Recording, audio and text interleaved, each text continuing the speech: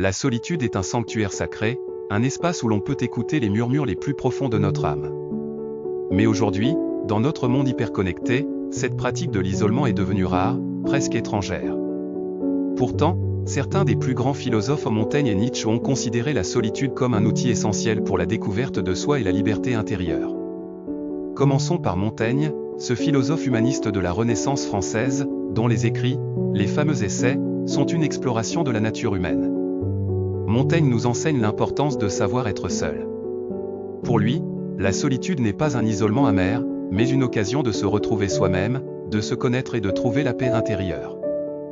Dans son essai intitulé De la solitude, Montaigne parle de la nécessité de cultiver un espace intérieur, une sorte de jardin privé dans lequel nous pouvons nous retirer quand le monde extérieur devient trop chaotique. Pour Montaigne, l'esprit a besoin d'espace pour penser sans la pression des attentes sociales. Cette solitude, c'est un refuge où il se sent libre d'être lui-même. En se retirant du monde, Montaigne nous invite à explorer nos pensées sans filtre, à découvrir ce qui nous anime vraiment, sans l'influence des jugements extérieurs. Pour lui, cet exercice d'introspection est essentiel pour atteindre une forme de sagesse personnelle, un apaisement intérieur.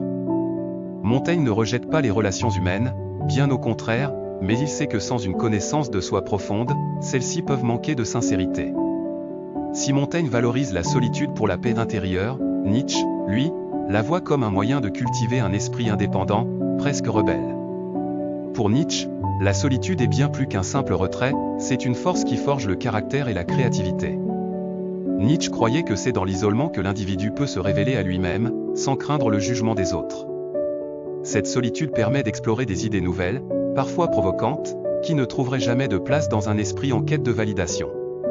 Nietzsche va même jusqu'à dire que la grande solitude rend originale, elle pousse à se réinventer et à briser les limites du conformisme. Dans notre monde actuel, cette notion de solitude volontaire est devenue plus difficile à pratiquer.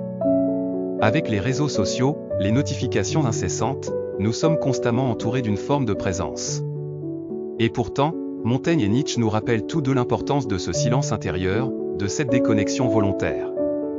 La solitude, ce n'est pas un rejet des autres, mais un moment pour se ressourcer, pour découvrir nos vraies motivations et aspirations, pour se libérer de l'influence du monde et écouter notre voix intérieure.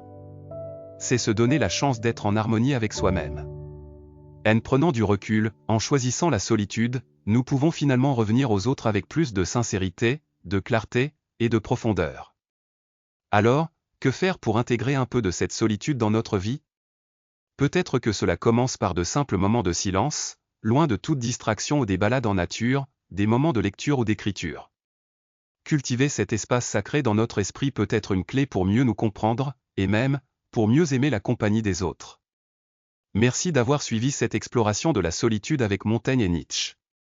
Si vous avez apprécié cette vidéo, laissez un commentaire en partageant ce que signifie pour vous la solitude. N'oubliez pas de vous abonner à Idéovoix pour d'autres réflexions philosophiques et voyages intérieurs.